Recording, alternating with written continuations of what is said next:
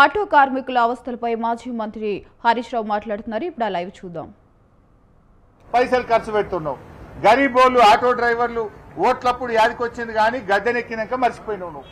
అంటే ఈ ఆటో డ్రైవర్లకు ఇవ్వమంటేనే పైసలు లేవట్టవా? మరి వాటికి ఎడికెళ్ళి వచ్చినాయి పైసలు? वो पैसे कहां से आ रहा तुम्हारा को? दिल्ली में पैसे महीने महीने में अब आप बन रहे ना, वो पैसे कहां से आ रहा आप लोगों को? बोले तो गरीब लोगों को आप पैसे देने को आपके हाथ नहीं आ रहा. जहां कमीशन मिलता वहां पैसा खर्च कर रहा तू. ऑटो ड्राइवर को दे बोल तो नहीं देते, महिलाओं को दे वो बोल तो नहीं देते, बूढ़ा लोगों को 4000 पेंशन देते बोले, बेवा बूढ़ा लोगों को उन लोगों को दे बोले तो पैसा नहीं है बोलते. लेकिन फ्यूचर सिटी को 1 लाख करोड़ खर्च करते, नहीं तो वहां पर रोड को 5000 करोड़ खर्च करते. तू मूसी को 1 लाख करोड़ रुपया तू खर्च करते. वहां पैसे कहां से आ रहा तुम्हारे को? जहां कमीशन मिलता वहां पैसा खर्च कर रहा. जहां गरीब लोगों को पैसे देना है, जो लोगों को वादा करे वो देने के लिए पैसे नहीं है बोल के पुकारना शुरू करे. लोगों को पूरा मालूम हो गया, तुम्हारा ड्रामा पूरा समझ गए. आपस में तुम लोग कैसा लड़ ले रहे, मिनिस्टर्स कैसा मार ले रहे, मिनिस्टर और सीएम के बीच में हर दिन क्या फाइटिंग हो रहा है, लोगों को समझ में नहीं आया क्या? पूरा मालूम हो गया. तुम्हारा पैसे बांटने में टेढ़ा आके आप लोग अंदर अंदर मार ले रहे आपस में. पूरा लोग समझ गए.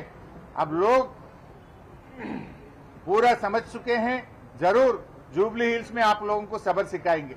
సో మళ్ళీ ఫైనల్ గా నేను చెప్పేది, రాష్ట్రంలో ఉన్న ఆటో డ్రైవర్లు, ఇది జూబ్లీ హిల్స్ ఆటో డ్రైవర్ల బతుకుదేరు కాదు, 6 లక్షల మంది ఆటో డ్రైవర్ల జీవితం. రాష్ట్రంలో ఉండే ఆటో డ్రైవర్లందరికీ బీఆర్ఎస్ మద్దతుగా ఉంది. మేము ఇప్పుడే కొట్లాడతలేం. అసెంబ్లీ జరిగేటప్పుడు కూడా మేమందరం కాకి షర్ట్లు వేసుకొని అసెంబ్లీకి ఆటోలో పోయినాం. ఈ ప్రభుత్వాన్ని మీద ఒత్తిడి పెంచే ప్రయత్నం చేసినాం. ఆ రోజు ఏ ఎలక్షన్ లేదు. ఆ అసెంబ్లీ అప్పుడు కూడా మేము పోయినాం, అసెంబ్లీలో కొట్లాడినాం. మేము అసెంబ్లీలో ఆటో డ్రైవర్ల కోసం ధర్నా చేసినాం, మా గలం వినిపించినాం.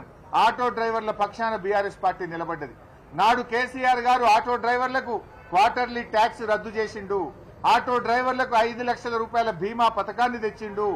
ఆటో డ్రైవర్లకు అన్ని రకాలుగా బీఆర్ఎస్ ప్రభుత్వం మంచిగా చూసుకున్నది. రేవంత్ రెడ్డి వచ్చినాక చేసిందేమీ లేదు, చెప్పుడు మాత్రం చాలా చెప్పిండు, ఉన్నాయి బంద్ పెట్టిండు. మా రమేష్ గౌడ్ చెప్తుండే, పండుగ ఇంత బతుకమ్మ సీరనొద్దు సార్, మా భార్య అడిగింది, అది కూడా బంద్ పెట్టిండు రేవంత్ రెడ్డి అని.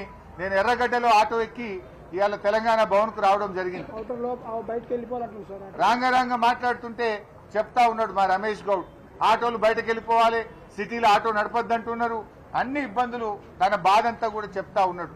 తన తండ్రి జనగాంలో గీత కార్మికుడు, కల్లు గీత కార్మికుడు. నా అమ్మ నాన్న ఊళ్ళో ఉంటారు, వాళ్ళకి 2000 పెన్షన్ కేసీఆర్ సార్ ఇచ్చిందే వస్తున్నది, 4000 ఇస్తానడు రేవంత్ రెడ్డి ఇయ్యలే, బాప అడుగుతుండు అంటున్నాడు. ఈ రకంగా అందరినీ మోసం చేసిండు. ఇప్పుడే మా మారే చెప్తున్నాడు, డ్రైవింగ్ లైసెన్స్ హైదరాబాద్ లో ఆటో డ్రైవర్లకు డ్రైవింగ్ లైసెన్స్ కూడా ఇస్తలేడు. నౌకర్లు ఇవ్వపోతివి, స్వయం ఉపాధి పథకం లేదా, రాజీవ్ యువ వికాసం అంటివి, అది వికసించక ముందే వాడిపాయే. మరి స్వయం ఉపాధి పథకాలు లేవా? కనీసం ఇంత ఫైనాన్స్ లో ఆటో నుండి కొనుక్కొని బతుకుతామంటే లైసెన్స్ కూడా బంద్ చేస్తేవి, రిజిస్ట్రేషన్ కూడా బంద్ చేస్తేవి. పైగా మీదికెళ్ళి ఉన్నోళ్ళకేమో ఛాలెంజ్లు.